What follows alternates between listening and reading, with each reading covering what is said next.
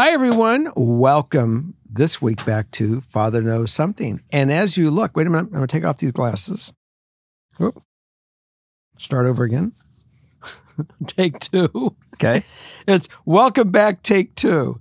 Welcome back to this week. For this week, for Father Knows Something. And Justin and I are sitting here, and we have Holly, who Morgan plopped on the couch. We got her all comfortable, and she was snuggled in, and then something happened that she decided to escape, as you can now see she's doing. She's hanging.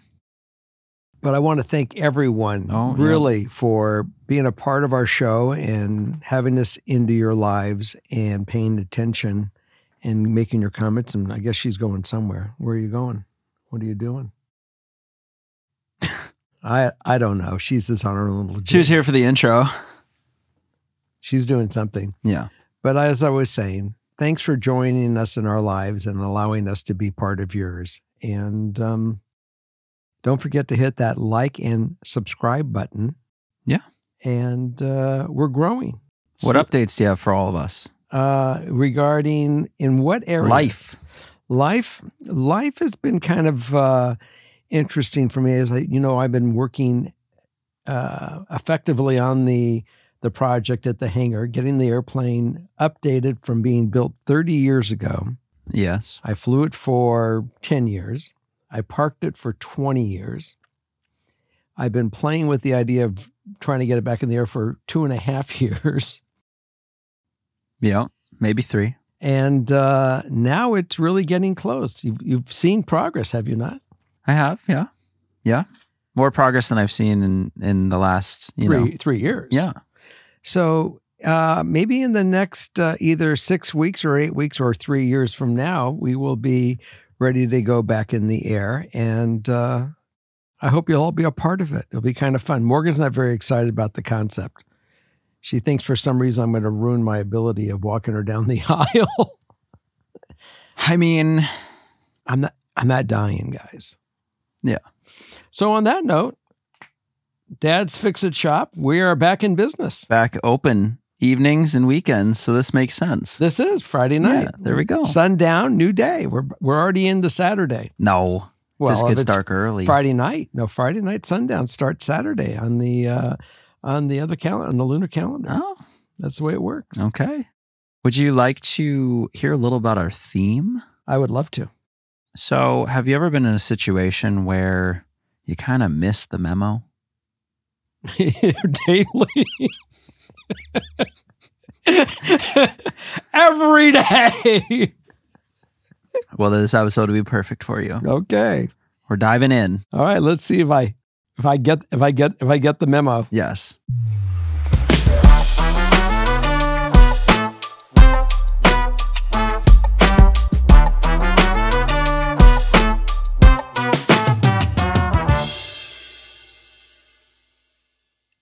Okay, I'm all buckled in. Are you sure? I didn't hear you. Oh. Now I'm in. What was that last one? I don't know. Looking for the memo. Number 1. Yeah. Starts, Hey. I was engaged to my partner of 6 years. We had an amazing 6 years together. We have a plan for a wedding. And only 8 months ago, we bought and moved into our first home together. Fantastic. However, about 8 weeks ago now, he up and left me with no reason given.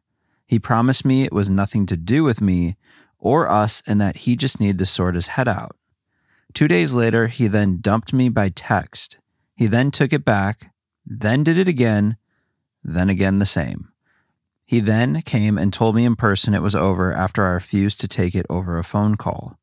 He cried on my sofa, so I believed this was hard on him. For weeks, I believed he was struggling mentally and needed my support, even though I was dying myself with no support. I actually had a car crash and he didn't even check if I was okay. However, it has now come out that the one girl I was suspicious of and hadn't confronted him about 2 weeks before he left has already been introduced to the family, and he has quit his beloved job and is moving away with her. That's kind of what I thought was going on. He is telling people we drifted, but he never told me that. We were still intimate until he left. He was still telling me he loved me after he left. The day before he left, he was talking ring boxes and top tables. I'm totally mind-boggled. I really need some parental advice. I mean, I have questions. I mean, she does. I mean, obviously you don't know the answer, but Yeah. what about the house? Who put the down payment on the house? What happened with that? I mean, there was, all kinds of issues going on here. Well, let me add the additional info. Okay. Then we'll get into it. Okay. I am praying for karma to bite their arses and him to realize how much he has effed up throwing away everything he wanted for whatever this is. I wish I could get to the angry stage and not care about the man, but despite it all, I do still love him and would love nothing more than to have my life back. We were doing everything we had ever wanted. Just got the house, so close to the wedding, both things that he wanted, and even he chose the names for the baby we were talking about trying for after the wedding. Not sure if I'm crazy to think this could have had a happy ending. It is a happy ending. It's just the way you're looking at it. You're looking at it from the window. It's not a happy ending because you didn't get the guy. What you got is the ability of finding the right guy. And I can't stress this one enough. I do know other people that have, in a relationship, had this plan. You got to do this. You got to have this. You got to get the house. You got to get married. And it hits home. I mean, it happened very close in my family. And home was got, dog was got, everything was got. Next thing you know, the partner said, I'm out of here. And left somebody totally fractured and broken. It happens. People think that just because if you go do these things that, these benchmarks, that's just the way it works. It's not. You got to really work on yourselves. And when it really is consistently right, it's right. The fact that, right after you started saying the behaviors, I said, he's out of it. He's found somebody else. He's come to the conclusion she's not the one. Doesn't know how to tell her. He's going to go cry and put on this big show.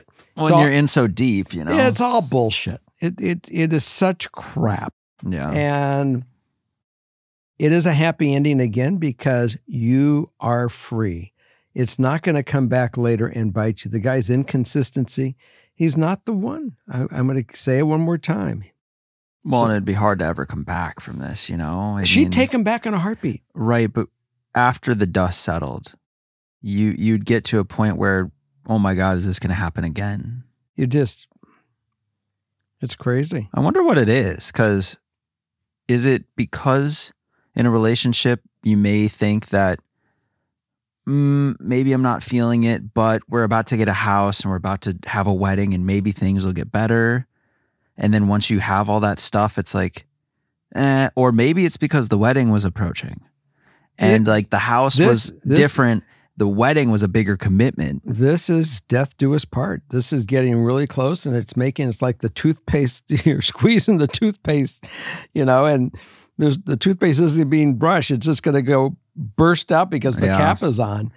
And he was feeling the pressure. And somewhere inside, your relationship wasn't the relationship that he really thought that he wanted. And even though it worked for you, it wasn't going to work for you long-term because he was failing already. That's true. When I think too, it's not surprising that he was talking about the wedding in detail. He was talking about baby names and he was talking about ring boxes and top tables because almost someone who's in that position is testing to see, oh, does it feel good if I talk about our wedding and our house and our future life? Or does that also keep pushing me to a place where I'm going to pull out? People generally will do that because they're trying to see what it feels like to make those steps with someone. Mm-hmm. And so they'll talk and talk like, oh, we'll do this and that. And it's all just talk. Yeah. It's all just them trying to figure their shit out.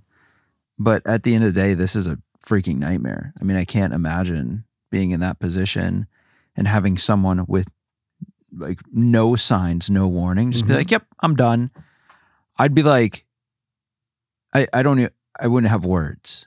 Like, I can't imagine going through what you are going through. I mean, I don't know. That's literally a nightmare. I'm just saying, glad it happened now. Of course. So you're looking for fatherly advice. My advice to you, my love, is it's okay. You're going to be great. You're going to heal from this. It's going to be a moment. Yeah. Want to make the next one that much sweeter. Yeah. And your screen is going to be, finer tuned, that you're going to see somebody that's going to come up. You're going to say, I've been down this road before. For sure. And let's really see, how this thing rolls out. And it makes you more conscious. It makes you more, aware of where your relationships are and where they're going and what you're really seeking. But in the case of the last story I was mentioning, that person has met somebody else, and the relationship is far better than what the other thing really was, and much happier. And that's really what it's about. It's about really being to be with the right person. Yeah, for sure. So give yourself a break and just call it what it is. When you say, did you get the memo? Yeah, you got the memo. Okay. Yeah. Well, and that's the perspective you will get to is, I'm so glad it happened then. Yeah. Because you weren't married yet. You didn't have kids yet. No. And so now moving forward, I think you'll be thankful for that. Yeah. I mean, I was engaged once, and I got on an airplane with her to fly back to LA to live. And on the plane, she called it off on the plane as we got back. She said, I just don't think this is, the reality has set into us. And it's like, where did this come from? People probably just keep pushing it off. That's probably what it is, because they're too scared to do it. Yeah. And so they wait until that last possible moment. She did. And I got to tell you, I was heartbroken. Yeah. But, certainly healed from it. And I just looked at it, got pulled over for that ticket. That's right. And got let go with a warning. So it's tough because you can't be like so mad at them. Like, you cheated on me. You did this. You're just like, it's over. I've had it all. I've had them cheat on me and whatever, so forth. And it was just the wrong relationship. And if you just realize, if it was the right relationship and everything was perfect, they wouldn't go down that road. So I 100%. The combination wasn't good enough to hold its own water. It was it was a fractured bowl. It kept leaking water. And you got to look at it that way. Yeah. So let's move on and let us know how life is going for you. But give it a few months. Don't even think about, dating or anything just to go camouflage the feeling. Go through the grief. Go through the healing process. 100%. And you'll have a healthier relationship at the end of the day. And don't wait for him to turn around and come back, because even if and they always do for some reason, call you at the end of the day. It's that, don't just move on. Go down the road. Move on like we're moving on. Okay. To number 2. All right. Number 2. Hi, Jerry. Hi. I would love to start off by saying that I love your channel. And I love that you love it. Your advice is incredibly helpful. Never stop what you're doing. It's helped so much. Thank you. I appreciate that. Okay, so I am 22 female. You can call me Rose. Hey, Rose. I'm living with my 22 boyfriend, Jake, and his best friend, 23, Jacob. We got Jake and Jacob. And Jacob's girlfriend, 22, Lily. Oh, I love this. It's 2 couples in a home. We have a great dynamic, and living together has been great. When my boyfriend and I met, we were 15 and in high school. We never dated until after we graduated, and we became best friends. My boyfriend has told me so many times that he was in love with me the whole time and never wanted to pressure me into dating. Little did he know, I felt the same way. Throughout us getting to know each other, he spoke to Jacob about me and how much he liked me, and what he loved about me. Jacob has never had much luck in the dating pool, just casual hookups, but never a real connection. Eventually, my boyfriend told me that Jacob had a crush on me. Nothing ever came of that. I didn't meet Jacob until about 2 years into my friendship with my boyfriend. 2 years later, Jacob met Lily, and they've been very happy ever since. Okay, where are we going? We moved in together about 2 years ago, and sometimes we have nights where we will all get a little drunk and talk. It's really fun. A few weeks ago, we did the same thing, only Lily didn't join. Jacob and Lily had an argument. We all got drunk. My boyfriend and Jacob got the worst of it, and I made sure they were okay. I helped my boyfriend get cleaned and put him to bed. Jacob slept on the couch. I checked on him every now and then because he was paranoid and trying to leave the house. I was afraid he would hurt himself. He ended up telling me that I was the first person he fell in love with and that I was the best thing that happened to both him and my boyfriend. He ended up naked, and I just covered him up. I tried helping him pull up his pants once because he kept trying to walk out. I think he was trying to hook up as well. He said he loved me, etc. He said that sometimes he overhears my boyfriend and I when we have sex if he's in the kitchen, and he's impressed with the noises. I had a feeling this was going to go sideways a little bit. I don't know what to make of this. I feel conflicted and off. He apologized the next morning, saying that he remembers most things and knows he was wrong. He appreciates our friendship, and that was that. I don't want things to be weird. Also, I did tell my boyfriend everything that was happening, minus that Jacob confessed his love and the advances. We've all decided not to get that drunk again. I just hope to put my mind at ease and hope this doesn't affect our relationships. Well, I'm processing this in all the different, the different directions. I mean, there's a lot of shit going on here. The dynamic of what's going on with him and Lily, that's their issue. Yep. And there's an issue, and Lily feels it. She knows it.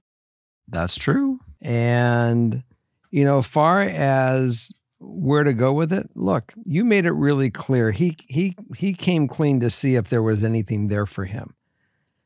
You let him know there's not. It's an empty well for him going after you. The idea is I hope that he would have the ability now to put a cork in it and go forward. And that's really where it lies. I mean, if he doesn't, then you're going to really have to tell your boyfriend, something, we really got to make a change. This isn't working with him. He has deeper feelings. It's just not healthy for our relationship. Yeah. And it's time that he moves out and goes on. And you can tell your boyfriend point blank what's going on. That, it happened once. No one, called on it. We didn't go down that road. I have no interest in it, but I just feel that if he keeps doing this, he's going to he could have a propensity to get out of control. And it's going to be a problem for our relationship. 100%. I mean, there's so many concerns. With him, the whole situation with him trying to leave and that whole he was playing her. I mean, yeah. Where's the line? When do you tell your boyfriend? Right now? Would you just say, like, if this had happened to you, are you not holding it back, or she can certainly tell her boyfriend. I mean, there's no reason why she can't tell him, because he'd want to know. Yeah, I mean, but the point blank is that she could say, look, I made it really clear. I'm letting you know what's going on, and let's just hope that he can get real with it. I mean, you can certainly, the boyfriend should know. There's no doubt about it. Yeah. I mean, I do believe in open honesty with your partner. Mm-hmm. Because then he can make his own determination what he wants to do. I thought that this thing was going to end up in a threesome. That's where I thought it was going to go. I could see that. Yeah. And now what do we do? And Lily, and this is definitely not a threesome. This is two couples. One guy is just not in love with Lily, and he can't get the fact that, yeah. And if she doesn't have that feeling for him, then by all means, drive the dagger through it. Well, and if it can't be gotten over, then they don't need to be living together. They don't need to be living together. I mean, I'm not saying that she can't have, her boyfriend can't have his friend. I mean, that's something that they can go figure out. They're going to have to work through that relationship. but that's not your issue. That's Jake and Jacob, right? Yes.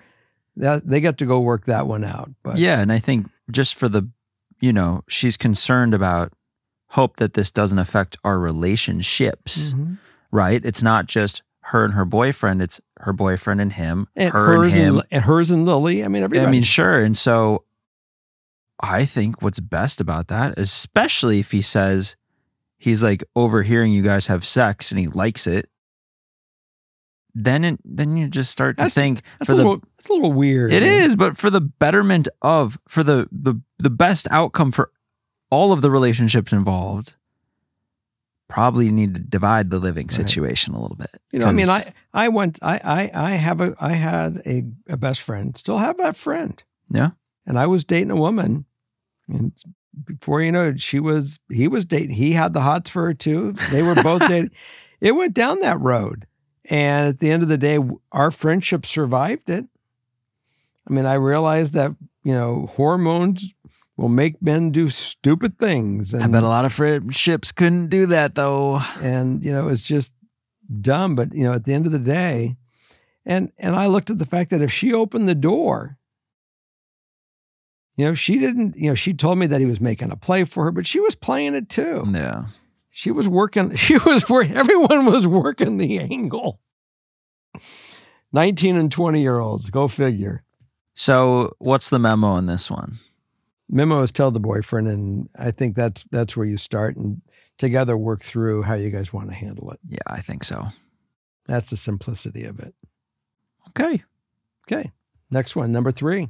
One of this week's partners is ZocDoc. Have you ever had a hard time finding a good doctor in the past? I know I have. I've had doctors that didn't listen to my symptoms, didn't believe me, and weren't going to do anything to help me. But then ZocDoc entered my life, and I've been able to find the most magical healthcare providers. ZocDoc is a free app where you find amazing doctors and book appointments online. We're talking about booking appointments with thousands of top-rated, patient-reviewed doctors and specialists. You can filter specifically for ones who take your insurance, are located near you, and treat almost any condition you're searching for. My favorite part about ZocDoc is reading those patient reviews. You get to know what that doctor is going to be like before you ever step foot in their office. And it is how I found the most amazing gynecologist and a more holistic health practitioner. I really feel like ZocDoc is the way to take care of your health, and we have a new year coming up soon, and now is the time to get on it. The average wait time to see a doctor booked on ZocDoc is between just 24 to 48 hours. You can even score same-day appointments sometimes.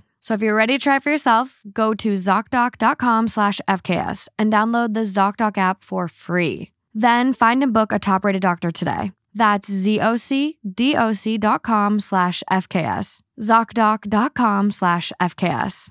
Onward, forward. Yep. Not downward. No. Upward. Okay. Number 3. I'm falling for someone in my string quartet. Hi, I am in a very upsetting situation. I've fallen fast and hard for my friend in my quartet. We can call him James. James and I didn't really know each other very much this past year, but got very close recently. James has a longtime girlfriend whom he's dated since high school. I've realized that he is everything I've ever wanted in a person. I have waited a very long time to meet someone like this. I just feel something with him. I'm not going to be a homewrecker and be that person. I just simply want to feel my feelings and just let it be that. I just want to know how to get through it. We rehearse together 3 times a week for 90 minutes and see each other every day. It's really hard to do that for me because there's no time away. How do I make this dynamic in rehearsal as normal as possible? I don't want to cause a scene, but at the same time, I am just so in this thing with him that I'm at such a loss. It's so sad for me because I've always been the person that loves people that don't love them back. It just feels extra rude that he is so perfect for me in every single way, and yet I still can't be happy. I mean, obviously I am happy alone, but I just want it to be my turn to feel so much joy from being with someone who is everything to me.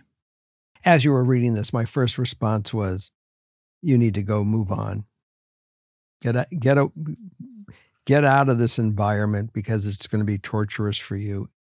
And if you move out of this environment and go find another quartet to work with or a different group, two things are going to happen. One, life will go on for you guys just the way he'll go down his road with whoever's in his life. And you'll meet somebody and go down that road, and this will have less of an effect on you. By torturing yourself, by being in this person's presence, you're going to keep dancing with the devil, if you want to call it that. Sure. You're dancing with your feelings. You're dancing with the fact that there's a guy that now you're going to have to go start getting, you're going to make your feelings well known to him. You're going to be flirting. You're going to be doing this stuff. And at the end of the day, let their relationship succeed or fail without you being a part of it. And if you're away from it, and you may bump into him in a year or two, and if he has the feelings for you right now, he himself will see that you're not there, and he will then make a move to go do something about it. No, but you can't keep sitting there with the bait and the worm on the hook. ideal outcome. Just to survive. I'm not sure what to do really. I want to just move on, but I can't. I don't know if I should confront him about it or just silently sulk until I come to terms with everything. You just need to move on. Don't confront him about it. Don't tell him about it. You guys have had everyday adventures together and communicated. He knows who you are. If he's got any feelings, he's going to come chase you down. You need to go on and get out of there, because it's not healthy for either one of you. So let's say it's like kind of like a precursor for a career. Let's say she's in this quartet, not just for fun, but that it's a great opportunity and it'll lead to her getting in the next stage of wanting to be a string player in XYZ. And what if it's not so simple, like you just got to leave the quartet? Then how many bands, including Fleetwood Mac, did this shit go on? Yeah, but what do you do if you're in a situation, or let's say it's school and and there's not an opportunity to switch? Well, how do you deal with it if you can't get out, but you still have to face it? You face it. You deal with it daily, but it's torture. Why torture yourself? I mean, if my kid came to me and said, I have this going on, the last thing I want to see my kid do is torture themselves in a place where I know that if she leaves and he has any feelings at all, right, she doesn't have to go to him to confess her feelings. He's going to see that she's gone. He's going to go ballistic. He's going to want to know where she is and how do I be around her. Sure. And he himself will, in that relationship that's causing the problem, she won't have to say a thing. All this stuff will go on in the background. And then if there is something there, he will come find her and he will be free, and then they can move on. Yeah. She didn't do it. He did it. Right. That's that simple. But so you wouldn't confront? No. I would simply, at this point in time, take the thought. There's no benefit to confronting it. Right. I agree. There's just not. I mean, I believe that the bigger move is the silence. Yeah. And disappearing. And if the relationship is real, this will have no effect on him. If the relationship is not real that he's having with this girlfriend, he will say, I'm out of here. Yeah. We are not the right ones. And he will be free of the other relationship. He'll already know what's going on. He's not going to be stupid. He will figure something out and he will go chase her down. And it will have a better opportunity if that's the way it happens than this other way. But don't keep torturing yourself every day by being around there and keep dancing with this thing. Yeah. I fully believe this. Son, that's father knows something advice. Doesn't mean I know everything. I mean, you can think, here's the beauty. You get to hear this and say, I can see where it is and I'm going to make this decision one way or the other way. And And typically when anyone came to me with that, with this direction, I would have said, screw them. I'm going to continue down my path because I don't want to be without them. Yeah. Because it's almost like an addictive drug. That's true. Because they'll consume you. The feeling you get when you're around them is just crazy. Yeah. Look, you've seen me in love with other people. You know the craziness that you do when you even know it's wrong. You got to do what's best for you. Yeah. Okay.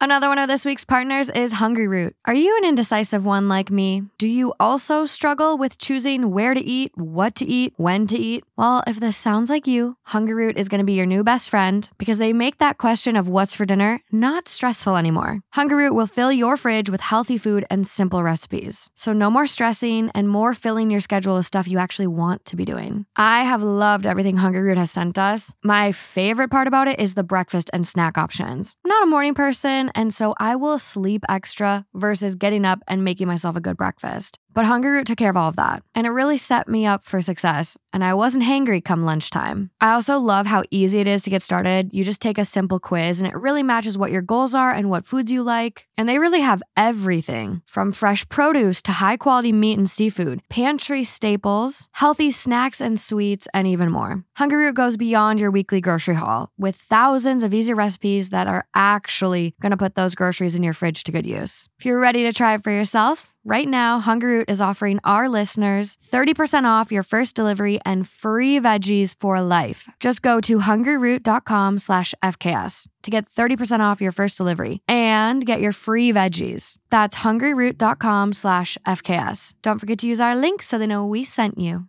Okay, number 4. Number 4. How do I talk to my dad about his recent behavior? you get a baseball bat. No, I'm kidding. I know everyone says this, but I just wanted to tell you how much I love this podcast. Why, thank you. I want to apologize in advance for how long this might be, but I am also a severe sufferer of ADD, and this story does require some background for context. No apologies necessary. Let's get down to it and give it all to me. I am 23 and in grad school currently. My biological father and my mom had me, then my sister Evie, 21. My bio dad gave up his parental rights to me and my sister when I was 13. This was so the man my mom married when I was 9, Brian, could adopt me and my sister. I met Brian when I was 6, and he had 2 boys that are now my half-brothers. Brian has always been a good dad, and this is the reason why when I get married next year, I will be hyphenating my name rather than changing it, because it was a, all caps, fight to get this name, and I want it to be mine until I die. The problem now is that my parents have divorced in the past year, and their relationship has been tumultuous for a while. This has now come to involve me, my sister, and my youngest brother, Peyton, 18, in an inappropriate way. My oldest brother, Taylor, 29, is in the military and doesn't come home often and doesn't call often, so I have always had to be the mediator. This has become difficult because my school is in a different state, so I am not home all the time. I told both of my parents that me and my siblings need to be left out of this divorce and to not include us because each of us have enough going on in our own lives. This worked until the paperwork was finalized, and then it seems like now my dad is talking badly about my mom to my other siblings.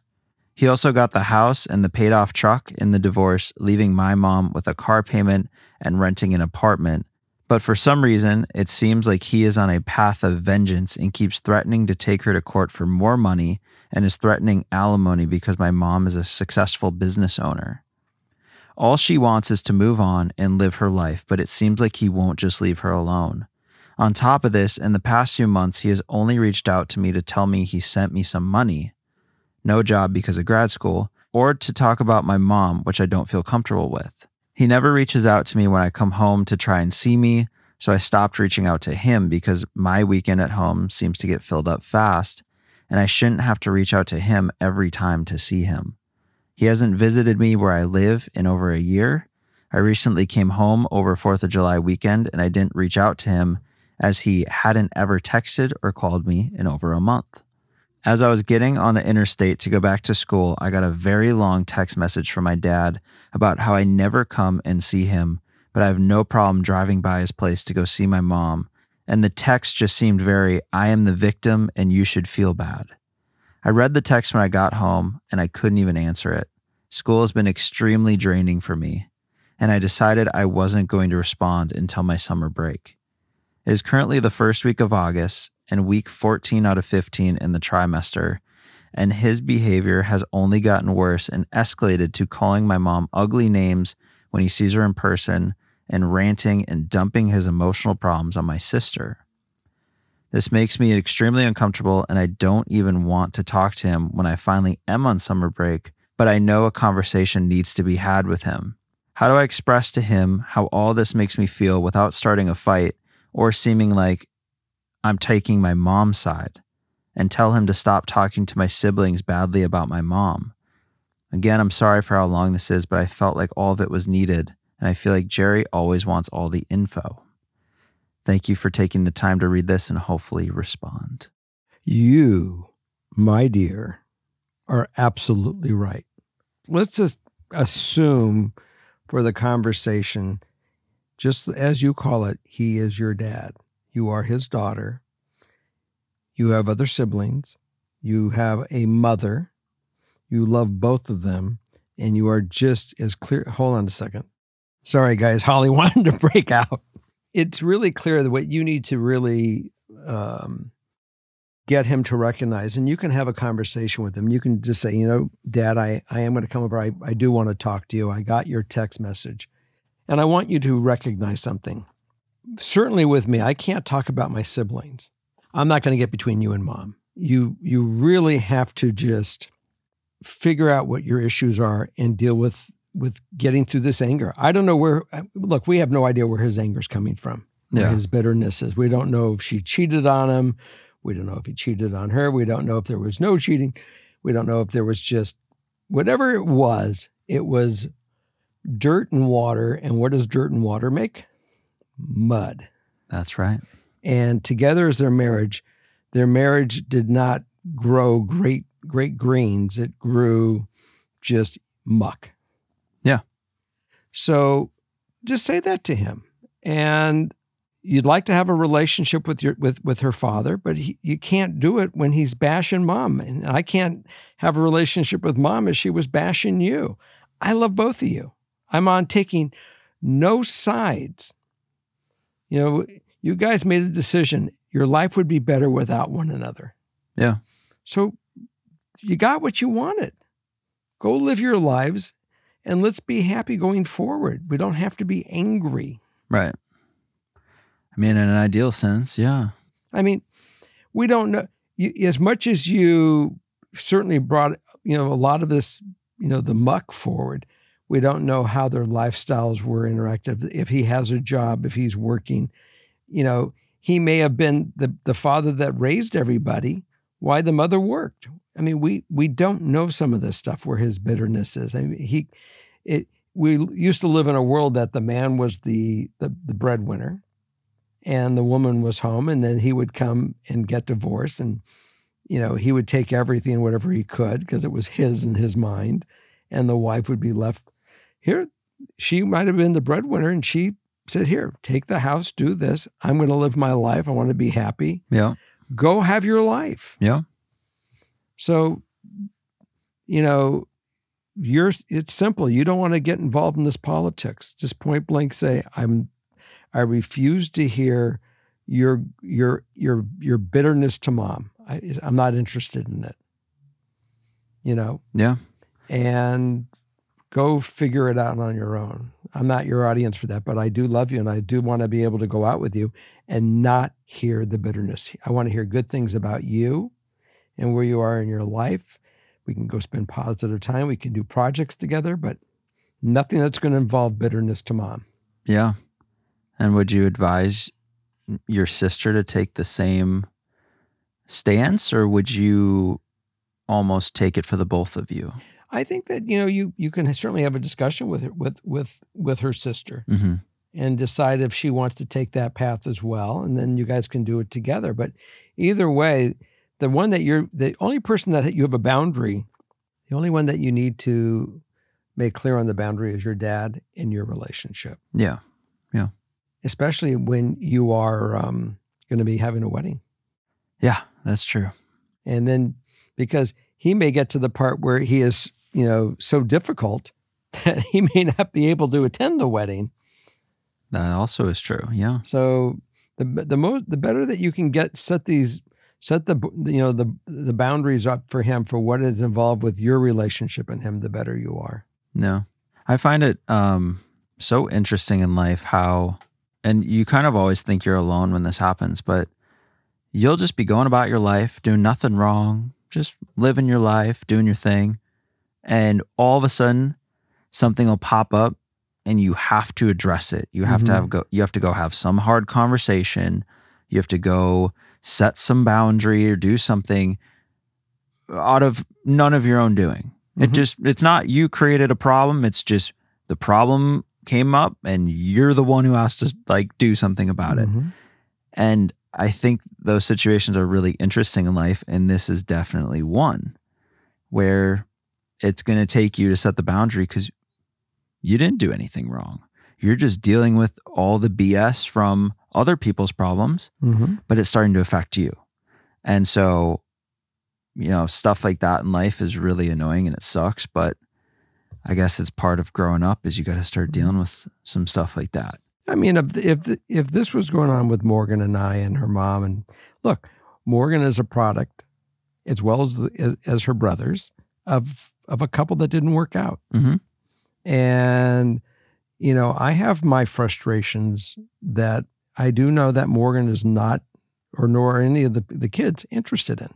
Nobody is. Right. So it's our job to, when we're together, to behave as co-parents and, realize we have a certain love for one another because of our history and our kids. But we also recognize there are boundaries. Yeah. And sometimes those boundaries get, kicked over and, they got to be brought back up because as soon as they're kicked over, that's how we got in this problem in the first place. That's true. And so, I try not to involve the kids, nor are any of the kids interested in it. That's true. Yeah. Well, and that's worked itself out. This is, newish, right, where these fights and arguments are getting to the point where it's it's getting worse. We're not getting better. Right. But these kids are adults right now. Exactly. Yeah. It's different than what I was dealing with them so young. For sure. And, you're also a product of a family that did not work out. And there is some boundary issues and stuff like that. How do you deal with it? What's your advice to her? Because you probably have been here. Yeah. I mean, not so. For me, it's it feels like a war, and then kind of it starts to settle down.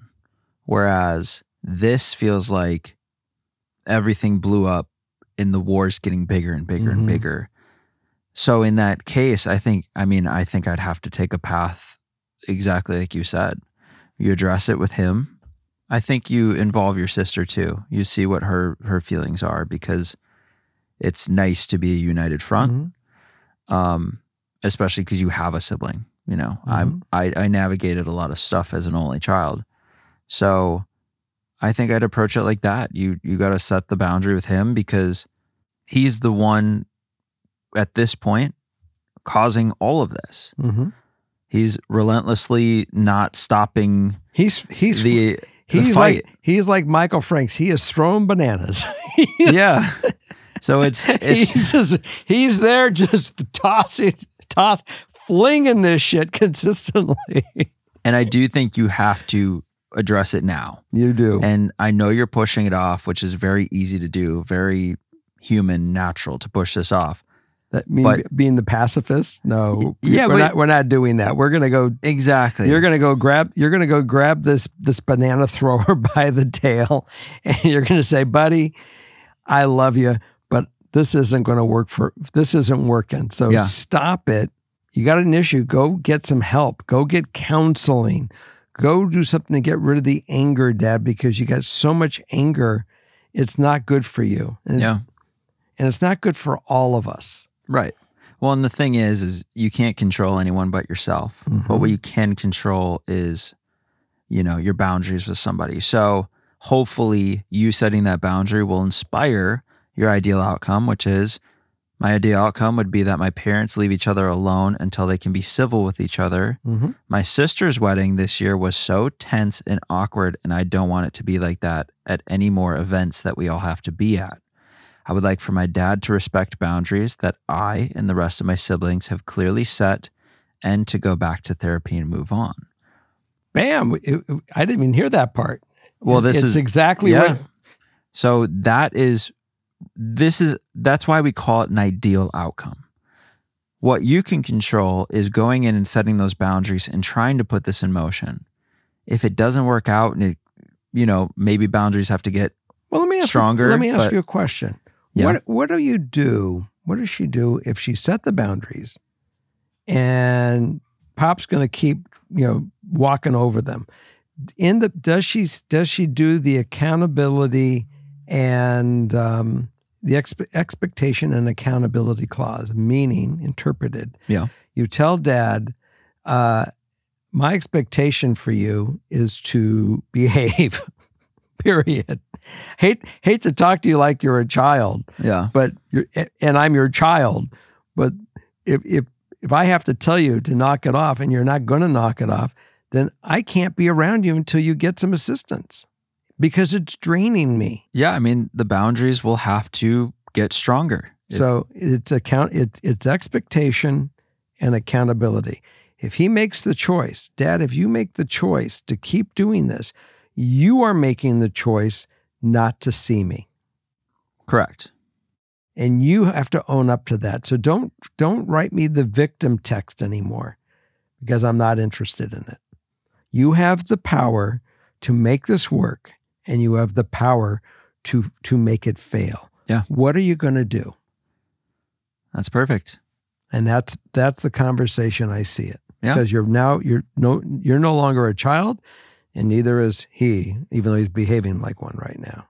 He's there on the table, taking his fork and his spoon, and he's pounding it. So there we go. Let's move on to the next one. Is number 5.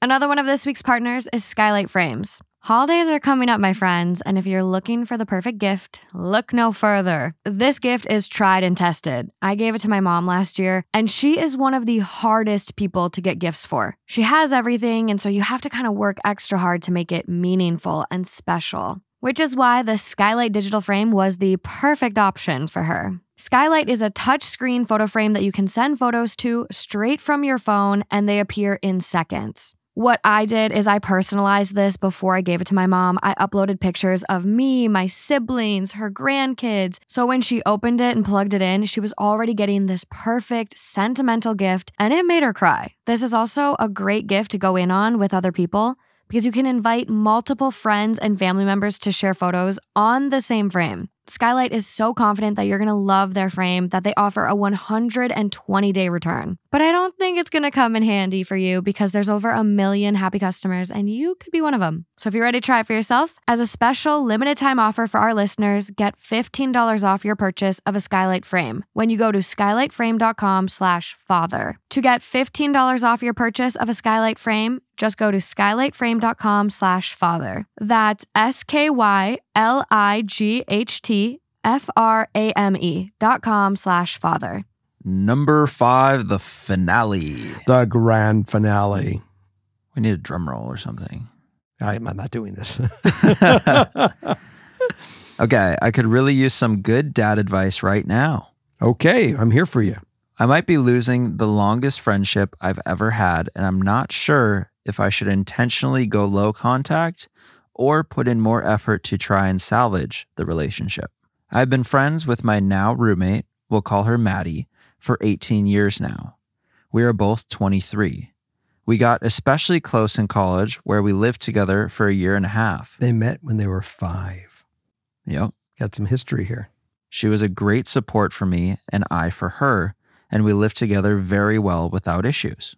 She probably knew more about me than anyone else in the world. From our senior year of high school until just last year, 5 years, Maddie had a boyfriend. She broke up with this boyfriend a year ago and said that she needed some time to process this relationship. Understandably so. I was there with snacks, making plans when I could. I was just starting my professional job after finishing college.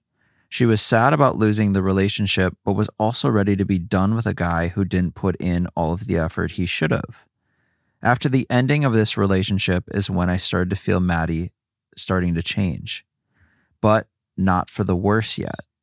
She was discovering who she was, changing her style, saying that she wanted to and had more time on her hands without driving to and from her boyfriends every week. After 2 months of being single, she started going on dates with a guy from college. This could be a whole story on its own, but basically, they got serious really fast, spending at least half of their time together, going MIA for long periods, and she had no time for anyone else. During this time, I was going through a really rough depression patch. It was really clear to me that because I was not in a relationship, I was nobody's first choice. I let Maddie know what was going on and told her I needed a little bit more from our friendship. More texts here and there, hanging out once in a while, nothing crazy. She said she was there for me, but honestly, looking back, there was no change in her behavior.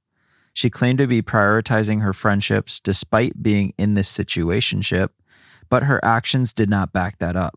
Long story short, he did some really creepy things and she was forced to break things off with him.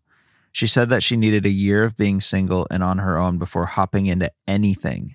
She needed to get to know herself first. It didn't last long. She was going on dates throughout this period, and then after just 3 more months, she was seeing another guy. This was right after we moved in together with another roommate. We'll call her Amelia. Maddie found him on a dating app, and it was the same type of thing as the previous relationship. She immediately was spending more than half her time with him. She was either with him or spending time with other friends that she was making time for. I hardly saw her, but I was working full-time as well, so I blamed it on myself. I made a few attempts to reach out and connect, but they always seemed to fall flat. I didn't feel the energy being given back in this relationship, so I was getting closer in other friendships who were also pouring into me. My mom had early onset Alzheimer's for 8 years and was on hospice since basically the same time Maddie's relationship started. She passed recently, but we had a 3 to 4 days heads up on when she was not doing well. I was there every day as much as I could.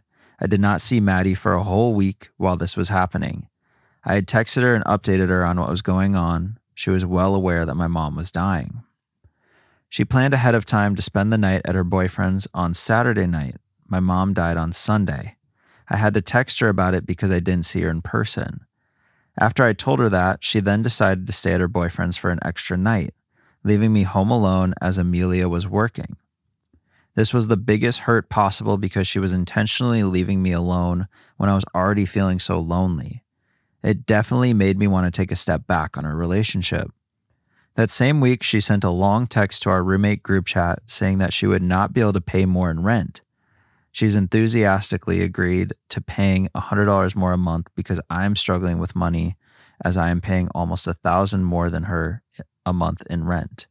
This was another slap in the face to me, as she is unemployed and it doesn't look like she is finding somewhere to work anytime soon. I told her that we needed to talk about all of these misunderstandings, and we did. I told her about everything that has been hurting me and all of the actions she has been taking that have hurt our friendship. She seemed to take it okay, but was not budging on rent, so I gave up because I was so drained from the week. Maddie agreed she needed to be intentional and that it was horrible she left me alone. Her excuse for being absent was that she didn't feel welcome to bring her boyfriend around the place or take up space here. I don't think my roommate or I have done anything to make her think this way, and she couldn't come up with anything specific we did to make her feel this way. What triggered me to write this today after all this time is that Maddie invited my 2 closest friends from college, who I introduced her to, and their boyfriends over to our place without letting me know. She only asked if she could have people over. I only knew a couple hours ahead of time because my friend who was coming over asked if I would be there to hang out, / if she would see me to give me a hug, as my mom's funeral was 2 days ago, which Maddie never talked to me about, asked me about, or made any effort to go and support me. Maddie seems to see nothing wrong with her actions in general and is always surprised when I am hurt by her. I guess I need outside opinions on if I'm being oversensitive. Is this friendship worth saving? Should I be taking more fault in how this friendship has declined? And should I keep our contact to a business transaction with just rent? You guys have a history of a long relationship. And let me tell you, relationships, they go up, they go down. They're not always consistent. Sometimes even when someone is in a relationship, they really look at the friend they've had for all these years and say, they're going to understand that I'm putting all my focus in this other relationship, and they'll be fine. Yeah. Not realizing they may not be fine, especially when they're going through things, that they're going through. She doesn't really seem to really get the note or get the memo. Perfect for this one. Yep. That you really need a friend. And she's not there for you. The decisiveness or path you take on this is that you can just not reach out to her. You just take the memo that she's not interested. And when she says, how come you do this or how come you did that? You say, I had conversations with you telling you things that were not going well. And I just took the memo from you that you're on a different path. Yeah. That you simply weren't interested. Because if you were, you would have been there. So don't invest anymore into her emotionally. You don't need to. I mean, she's the one that's dropping the ball on you. You don't have to keep supporting the whole relationship. Right. When she comes equally back, that's fine.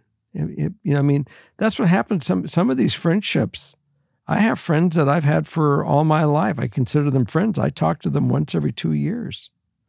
But I know that, they have their lives, they have their thing, they have their kids, they have their group, they have the things that they like to do. Yeah. And we just didn't grow that way to be in some of those same things.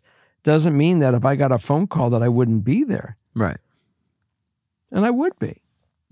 Yeah. But she is evidently not there. She's not online. She's offline. So just take it that she's offline right now and don't put any effort into it. And if you need a friend, that she's not it. She's not the person. She's already demonstrated to you that she's not. And when she comes to you and say, how come you're ignoring me? You'll say, well, you made it pretty clear. Right. You're busy with whomever his name is, and that you weren't interested because I did come to you and you didn't take note to it. Right. So I don't need to keep beating my head against the wall to go to somebody that really didn't want to be there. Yeah. Well, and it's even more in the spotlight because they're living together.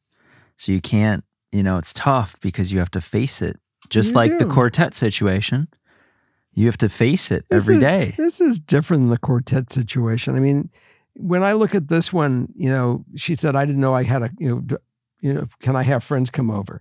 She literally, I don't know if there's rules of order in this place when you guys sign on as a roommate that you have to ask if you're going to have someone over. Yeah. Typically it's your home. You can. I think it was just more of like a courtesy thing. Like, hey, I'm inviting a bunch of people I know, we mutually know, and I'm not like letting you know and saying, hey, are you going to be around tonight? Because I'm having all these guys over and it'd be great for all of us to hang, But evidently she's not communicating. Right. And it's pointed because it's not like everyone got invited over to her place elsewhere to hang out. They got invited directly to where you also live and you weren't even included. Right. But since you live there, you could certainly walk out and say, hi, what's going on? Well, 100%. But it's the fact of the matter that she is blatantly left you out. Yeah. Not giving you a heads up, not. Like I said, she's checked out. Yeah. She's in her own little world. So that's why you just really can't pay a lot of attention to her right now. Right. And if she's not paying the rent, she's not paying the appropriate amount, find another roommate. Yeah. Well, because I'm thinking about it with my roommates right now. If one of them had their friends over, they wouldn't have to ask me. I mean, we all do just because we're courteous people. But if Austin were going to invite like a bunch of our close music friends over, it would be really weird if he didn't say, hey, I'm having blah, blah, blah, and blah, blah, blah over. Do you want to hang out too? That would be so direct and obvious that, it's not that you have to have an agreement like, oh, yes, you are allowed to have these guests over. It's more just, we've been this close for this long, and it's just so obvious. Like I said, she's checked out. Yeah. And since she's offline, don't reach out to get her online because she's not there. Yeah. So don't raise your expectation for it because you're just going to be set up for disappointment. But I also saying the same thing. You don't have to cut her any slack. Right now, she's not cutting you any slack, so you don't have to cut her any. It's not war. Don't declare war. But I would certainly say that if she's got a responsibility on rent, you say, look, you got a responsibility. We do need to survive here, and I can't support it all. Yeah. And if you can't do it, I understand. I'll find another roommate. Just just recognize that I'm looking and that we're going to have I'm going to have to get another roommate in here. It's true. You kind of got to just see how it goes moving forward, but emotionally start pulling back a little. Definitely remove your expectation. I find in life, every time I have an expectation on somebody or something, it usually gets destroyed. So, in business, you have an expectation, and the accountability is I don't pay them, or I do pay them when they come through. Yeah. When you start doing favors for friends, do it without the expectation of anything, because if you expect something in return, you are going to be purely disappointed. Yeah. Yeah. So do it from the graces of the goodness of your heart, whichever you do, and however it turns out, don't worry, because they're not going to appreciate it. That's true. They just don't. Yeah. Typically. Some do, but typically no. Yeah. They don't. Okay. So that's it for this week. That is, yeah. We certainly look forward to you joining us next week. We have a Patreon I think we're going to do. Yep. And so please jump on over and watch our Patreon. Come hang. Also, we do group sessions, so please come watch it. It's kind of fun. And if you have stories that that we're going to have interaction to ask questions, save your story for group and let's really get into it. Yeah, I love when we tear into some of this stuff because it's kind of cool. Yeah. So we'll see you then. Good night. Bye.